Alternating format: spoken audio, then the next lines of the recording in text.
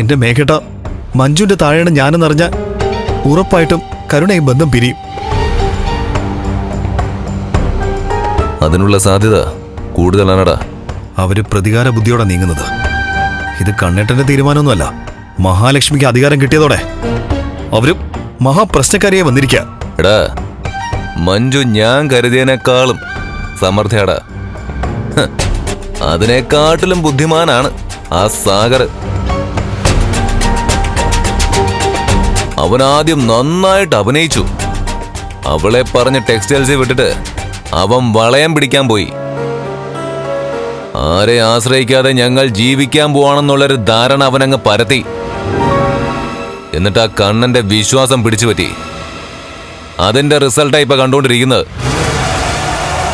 അന്ന് മലയ്ക്ക് പോയപ്പോ സാഗറിനെ കണ്ണൻ കൂടെ കൂട്ടിയതും എടാ അവനോട് മതിപ്പുണ്ടായതുകൊണ്ടാ. ആ സമയത്തൊക്കെ കണ്ണനെ നന്നായിട്ട് സാഗർ സ്വാധീനിച്ചു കാണും. അതുകൊണ്ടാണ് ഇത്ര പെട്ടെന്ന് നിനക്ക് മുകളിലേക്ക് മഞ്ജു വന്നത്. എന്നോട് പുറത്തു പോകാൻ പറഞ്ഞിട്ടില്ല. എന്റെ ശമ്പളവും കുറച്ചിട്ടില്ല. എന്നാ പുകച്ച് പുറത്ത് ചാടിക്കാനാ അവര് നോക്കുന്നത്. അങ്ങനെ നീ പോവരുത്. എടാ മോനെ, വരുമാനം ഇല്ലാതായ പിടിച്ചു നിൽക്കാൻ പറ്റത്തില്ല. അതെ, ഈ ഞാൻ നന്നായിട്ട് അനുഭവിക്കുന്നുണ്ട്.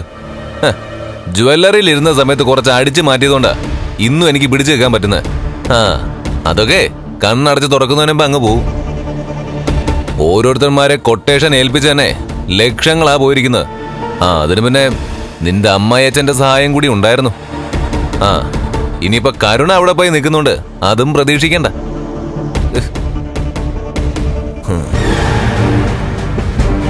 എന്ത് ചെയ്യണമെന്ന് ഒരു നിശ്ചയമില്ല മേഘേട്ട. മഹാലക്ഷ്മിയെ തകർക്കാൻ വേണ്ടിയിട്ട് എന്ത് കെണിയൊരുക്കിയാലും അതിനൊപ്പം നിൽക്കാൻ ഞാൻ തയ്യാറാ. എങ്ങനെയും അവരെയും കണ്ണേട്ടനും തമ്മിൽ വേർപിരിക്കണം.